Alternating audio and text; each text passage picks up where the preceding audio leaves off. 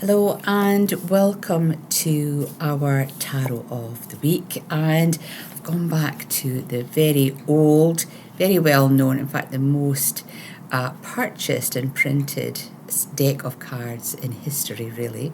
This is what really started tarot, and the fascination with tarot is the Rider-Waite. So they're very simple cards, not too elaborate in terms of colour, so the colour palette is quite subdued. However, every deck in the world is sort of based on this particular pack, so I thought I'd go back to the beginnings of tarot. The card I've chosen for this week is the Nine of Wands, or staves, or staves, are some of the descriptions used in this particular tarot and other tarots. So here we have him.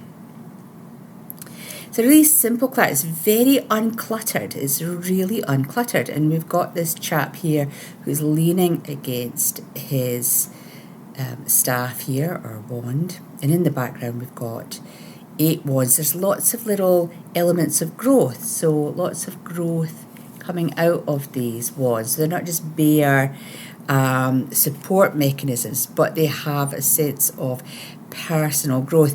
And in the background we have these hills in the background, but it's like he's sort of waiting in no man's land.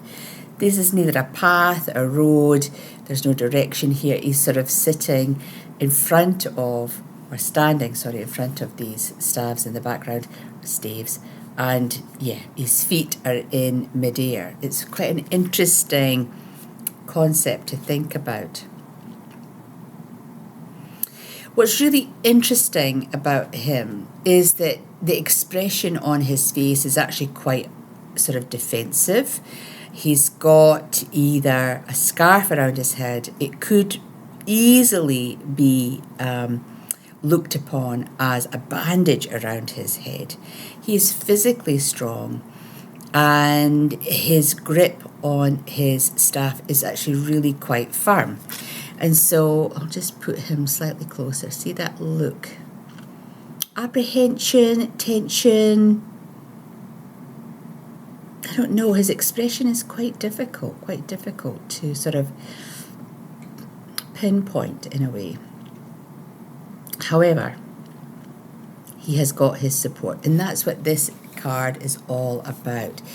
It's about applying your wisdom. If you're waiting for something to come that may not necessarily be pleasant, if you feel under attack, if you feel that you need to be on the defensive side, then you've got to pull on all of the skills, the tools, the techniques that you have at hand to defend yourself. And that's really what he is doing.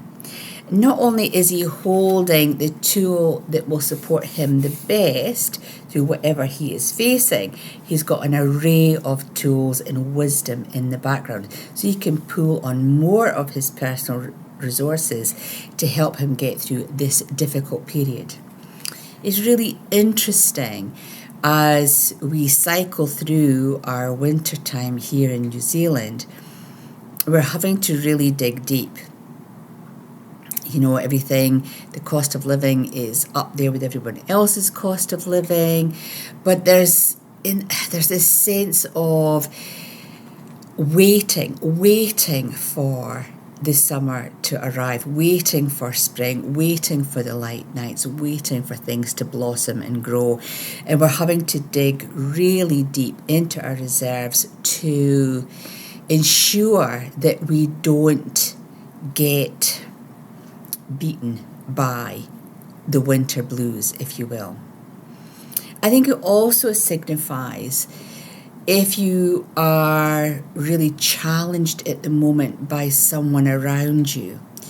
So you have an idea or you want to make changes, and yet you're having to maybe justify to those other people or your loved ones around you why actually what you're saying to me doesn't really make sense, Or yes, it makes sense to you, but it's not good for me. This is my process. This is what I need to stick to or to bring into my life.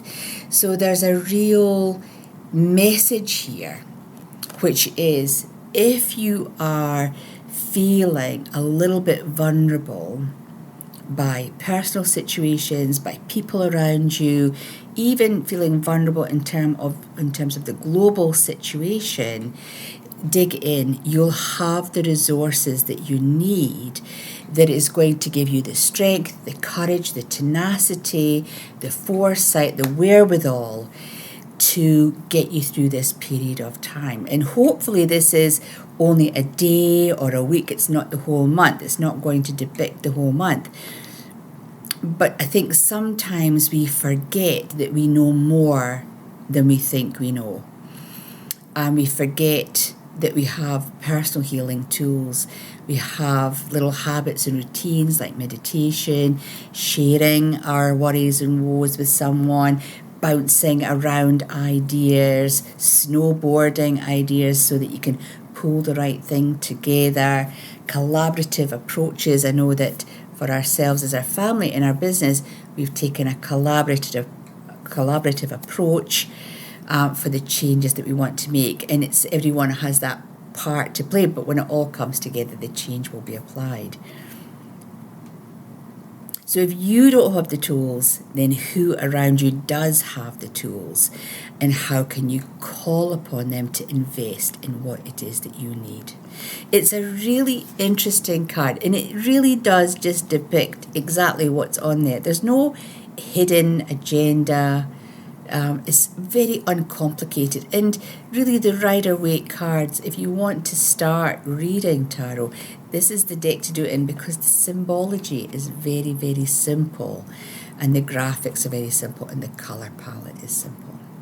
So the nine of Wands there, be courageous, bold, strong in the face of adversity, and to remember your own personal skills. Dig into that toolbox to help you get through this period.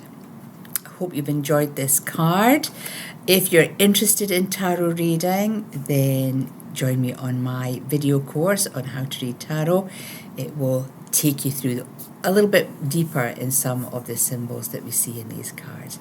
But until next week, take care of yourself, be good, and we'll see you soon. Bye for now.